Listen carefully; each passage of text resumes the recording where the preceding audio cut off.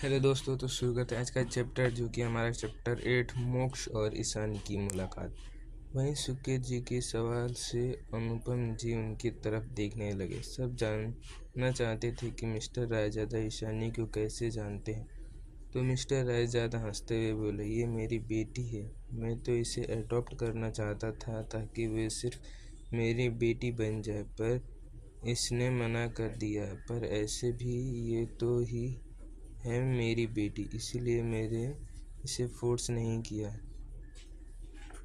उनकी बात सुनकर सब सदमे में थे कि इतनी बड़ी शख्सियत ईशानी को अपनी बेटी मानते हैं। वह सुकेत जी और आरती जी के दिल में आज पता नहीं क्यों एक चुभन सी हो रही थी। उनकी बेटी थी जिस पर उन्होंने कभी ध्यान ही नहीं दिया, पर आज वो किसी और को अपने माँ पापा मान रही है।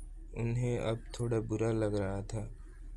वहीं ईशानी अपनी फ़ोन लेकर रूम से बाहर आ गई और अपने दादी माँ को शाम को आऊँगी बोलकर अनुपम जी के साथ चली गई। वहीं प्रिया बस गुस्से का घूंट पीते हुए रह गई। उसने सोचा था कि आज वो मिस्टर रायजादा को इम्प्रेस करके उनकी गुडी बुक में आ जाएगी, पर उसने जैसा सोचा था वैसा कुछ भी नहीं हुआ। वहीं ईशानी अनुपम जी की गाड़ी में थी। उसने नकुल को मैसेज किया। थोड़ी देर बाद वो अनुपम जी से बोली, आप जाइए, मैं लंच टाइम पर आ जाऊंगी, मुझे कुछ काम है। उसकी बात सुनकर अनुपम जी की आंखें बड़ी करके बोले, तुम क्या ये पहले नहीं बता सकती थी? अगर तुम्हारी माँ ने मुझे अकेले देखा तो बेलन से पीटेगी। उनकी बात सुनकर ईशानी एक स्वीट स्माइल करते हुए बोली, आप अपनी बेटी के लिए इतना तो कर ही सकते हैं। मुझे विश्वास है आप सब संभाल सकते हैं।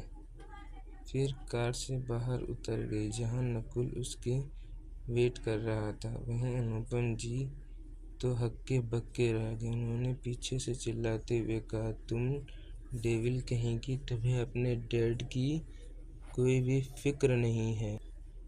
फिर कार से बाहर उतर गई, जहां नकुल उसका वेट कर रहा था।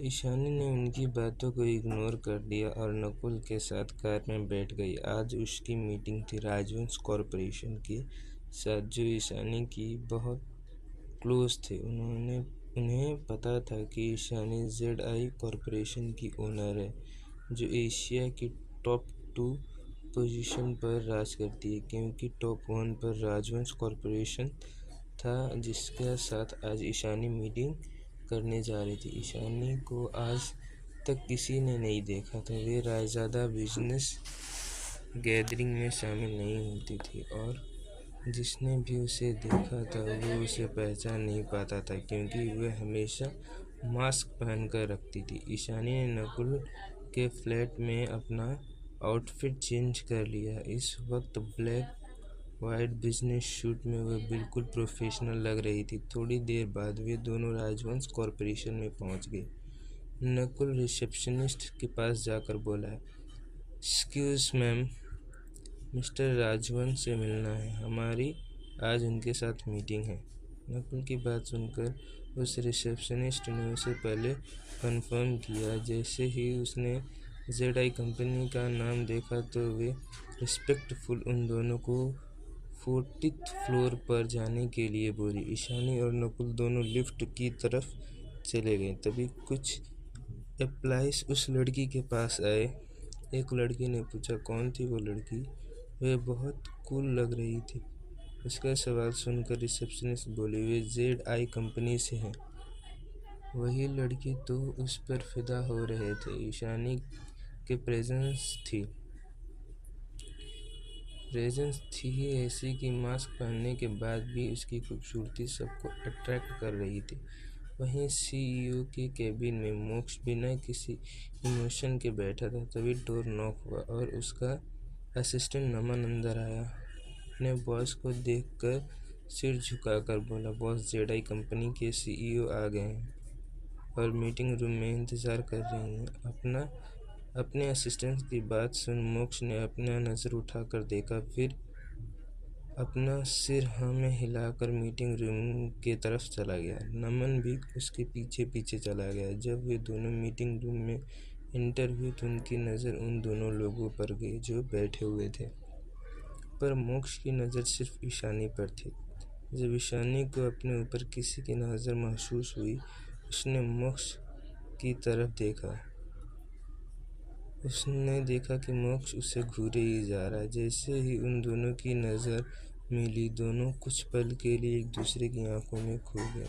वहीं मोक्ष मन ही मन बोला, आखिरकार तुम मुझे मिल ही गई मेरी बेबी डॉल। तुम्हारी आंखों से और खुशबू से ही मैं तुम्हें पहचान सकता हूँ। फिर वो अपने सीट पर बैठ गया तो ईशानी ने कहा, क्या हम मीटिंग स्टार्ट करें मिस्टर राजवंश? उसकी स्वीट मेलोडियस आवाज़ सुनकर तो मोक्ष तो जैसे खो गया।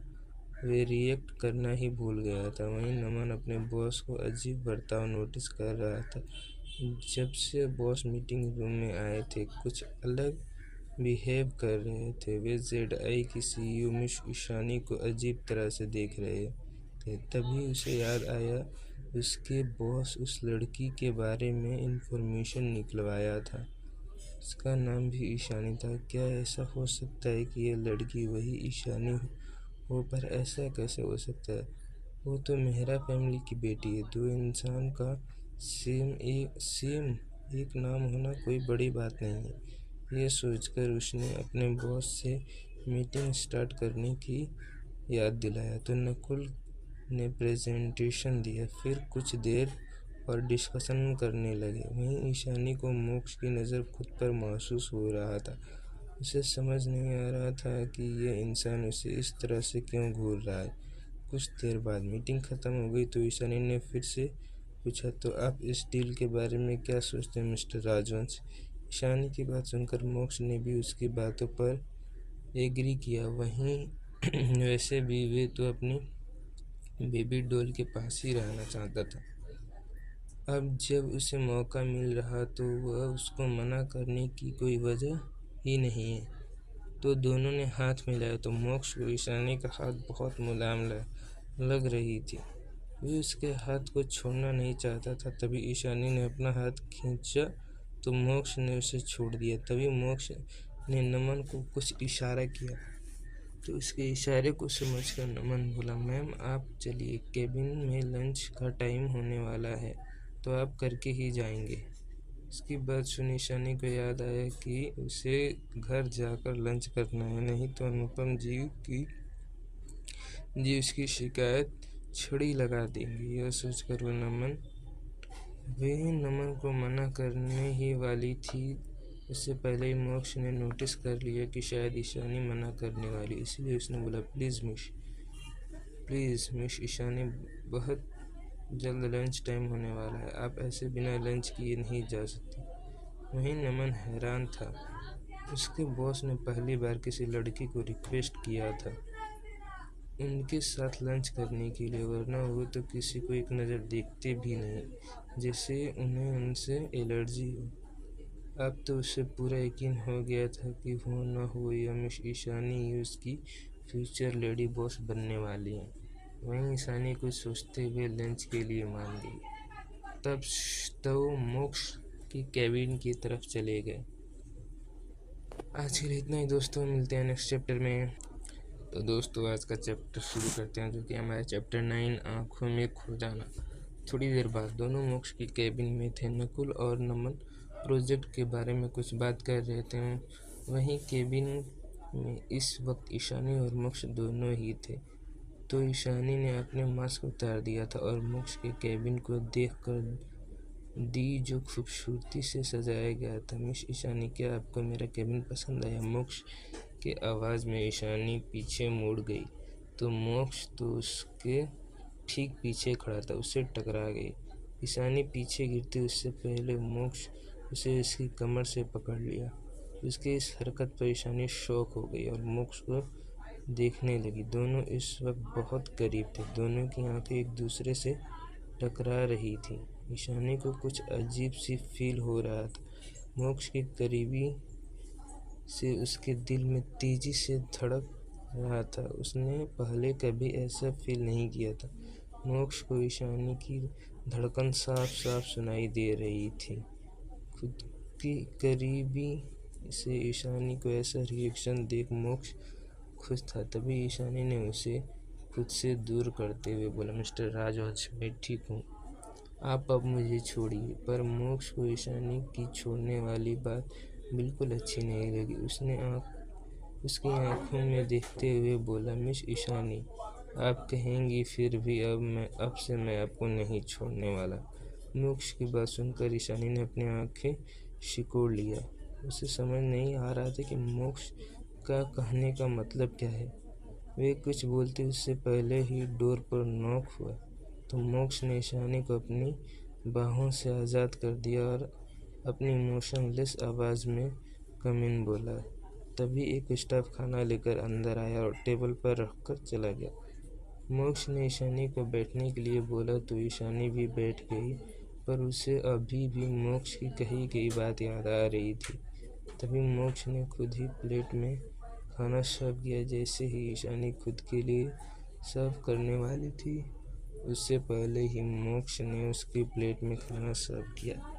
वे तो ईशानी के साथ ही खाना चाहता था, पर वे नहीं चाहता था कि ईशानी उसके एक्शन से उसे दूर रहने लगे। मैं खुद ही सर्व कर लेती हूँ मिस्टर राजवंश, आपको ये सब करने की ज़रूरत नहीं है, ईशानी ने उसकी काली गहरी आंखों में देखते हुए बोला। मोक्ष की आंखें उसे अपनी ओर अट्रैक्ट कर रही थी।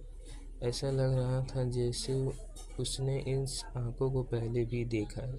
वहीं ईशानी की नज़र खुद पर पाकर मोक्ष दिल में ही खुशी की लहर उठ रही थी, पर वे दिखा नहीं रहा था। वे अब भी नॉर्मल ही था। खाना खाते वक्त भी मोक्ष की नज़र सिर्फ ईशानी पर था और ये बात ईशानी भी अच्छे से समझ पा रही थी। ईशानी के दिल में इस वक्त एक हलचल सी हो रही थी। उसने ऐसे पहले कभी फील नहीं किया था। पिछले जन्म में भी जब उसे पता चला था कि महाजन फैमिली और मेहरा फैमिली के बीच रिश्ता तय हुआ था और उसकी असली मंगेतर प्रिया नहीं बल्कि वे थी, फिर भी जब घर वालों ने उसे प्रिया के रिश्ता करवाया, क्योंकि वे प्रिया को ही अपनी असली बेटी मानते थे, तब भी ईशानी ने कोई ऑब्जेक्शन नहीं उठाया, क्योंकि उसने कभी भी ऐसा कुछ राहुल के लिए फील ही नहीं किया था। पर इस वक्त उसे समझ नहीं आ रहा था कि वह मोक्ष की तरफ क्यों अट्रैक्ट हो रही। मोक्ष की आंखें बिना कहे भी बहुत कुछ कह रही थी। इन 4 सालों में उसने लोगों की दिमाग और आंखें दोनों ही पढ़ना सीख लिया, नहीं तो वे अंडरवर्ल्ड की क्वीन नहीं होती। पर इस वक्त वे मोक्ष की आंखों को पढ़ नहीं पा रही थी। उसकी आंखों में बस खुद के लिए कुछ इमोशंस देख पा रही थी। वे मोक्ष की आंखों में देखकर सोच रही थी कि तभी उसकी आंखों के सामने एक इंसान का चेहरा आ गया। उस इंसान का आधा चेहरा खून से सना हुआ था, जी वजह से उस आदमी का चेहरा ठीक से पहचान में नहीं आ रहा था। उसकी काली गहरी आंखें दर्द में भी ईशानी को देखकर चमक रही थी। तभी मोक्ष की आवाज़ से वे होश में आई, जो उसे डिश सर्व कर रहा था और उसे डिश के टेस्ट के बारे में पूछ रहा था। मोक्ष की तरफ देखकर ईशानी ने सोचा, ये वो नहीं हो सकता, ये तो एशिया का नंबर 1 बिजनेसमैन है और वो एक माफिया किंग मुझे लगता है। मैं कुछ ज़्यादा ही सोच रही हूँ। इतना कहकर उसने अपना सिर झटका और खाने लगी। कुछ देर बाद जब दोनों ने खाना खा लिया तो ईशानी बोली, तो फिर मैं चलती हूँ मिस्टर राजवंश। तभी मोक्ष बोला, क्या मुझे अपनी पर्सनल कॉन्टेक्ट नंबर दे सकती हैं ताकि हम प्रोजेक्ट के बारे में बात कर सकें। मोक्ष की बात सुनकर ईशानी कुछ देर सोचा, फिर उसे भी ये ठीक लगा तो उसने मोक्ष को अपना पर्सनल नंबर दे दिया। जब ईशानी नकुल के साथ वहाँ से चली गई तो मोक्ष के चेहरे पर एक जंग जीतने वाली मुस्कान आ गई।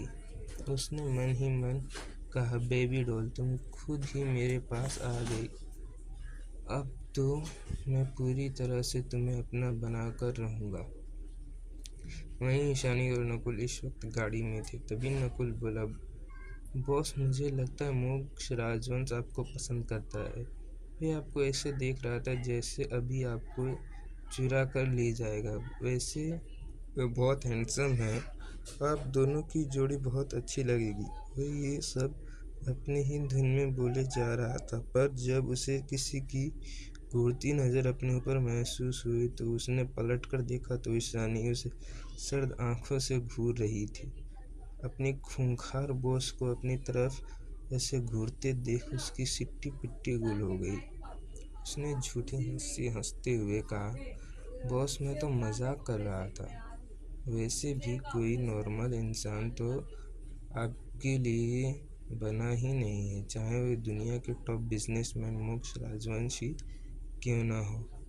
आपके लिए तो माफिया किंग ही सबसे सूटेबल कैंडिडेट है। भले ही किसी ने उसके मास्क के पीछे का चेहरा ना देखा हो, पर मुझे विश्वास है कि वह जरूर आपको झेल लेगा। नकुल की बात सुनकर ईशानी उसे और भी गुस्से से घूरने लगी। कहना क्या चाहते हो, ये कि कोई नॉर्मल इंसान उसे नहीं झेल सकता? क्या वह कोई मॉन्स्टर है जो वे सबको जिंदा निकल जाएगी? जब नकुल ने ईशानी को और भी गुस्से से खुद को घूरते हुए देखा तो वह अपने मुंह पर हाथ रख लिया और ना में अपना सिर हिलाने लगा। तब तो उसके बॉस उसे जिंदा ही नहीं छोड़ेगी।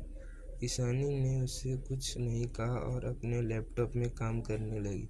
जब नकुल ने अपने बॉस को शांत देखा तो उसने राहत की सांस ली। थोड़ी देर बाद कार एक बहुत बड़े मेंशन के आगे आकर रुकी, जिस पर रायजादा मेंशन लिखा हुआ था। गार्ड ने जल्दी से आकर दरवाज़ा खोल दिया तो ईशानी गाड़ी के अंदर से एंटर हुई। ईशानी कार से निकलकर सीधा अंदर एंटर होने लगी, तभी किसी ने आवाज़ दी, वहीं रुक जाओ। यह आवाज़ सुनकर ईशानी के फेस पर एक जेन्युइन स्माइल आ गई और वो वहीं रुक गई। वहीं नकुल, जो ईशानी के पीछे ही आ रहा था, उसने जब ईशानी को स्माइल करते हुए देखा तो मन ही मन बोला, ये डेविल सिर्फ यहाँ आकर ही स्माइल कर सकती है, वरना हमेशा एक ही एक्सप्रेशन ही दिखाती है। तभी एक औरत आरती की थाली लेकर दरवाजे के पास आ गई और ऐसे जैसे ही उनकी नज़र ईशानी पर पड़ी तो वे खुश हो गई और बोली, तू आ गई मेरी बच्ची। क्या तुझे मेरी इस माँ की कभी याद नहीं आती जो तू 3 महीने बाद आ रही है? अब आ गई न माँ, अब तो कुछ दिन तक मैं यहीं हूँ। आप चाहें मुझसे मिल सकती हैं, ईशानी ने स्माइल करते हुए कहा। वहीं वे औरत, जो कि कोई और नहीं नीलिमा रायजादा थी, अनुपम रायजादा की वाइफ और ईशानी के दोस्त काव्या की माँ। यह ईशानी को अपनी बेटी से भी ज़्यादा प्यार करती है। ईशानी जब भी मुंबई आती तो इनके घर ही रुकती थी। नीलिमा जी ने ईशानी को आरती उतारा और ईशानी को अपने साथ लेकर घर के अंदर चली गई। तभी वहाँ अनुपम जी कार लेकर आ गए। अब तो तुम्हारी बेटी आ गई है तो तुम्हें मुझे बेलन से मारने का मन नहीं कर रहा है ना? उनकी बात सुनकर नीलिमा जी उन्हें गुस्से से घूरते हुए बोली, मैंने कब मारा आपको जरा बताइए। मैंने तो बस आपको मेरी बच्ची को लाने के लिए बोला, इतना भी नहीं कर पाए आप?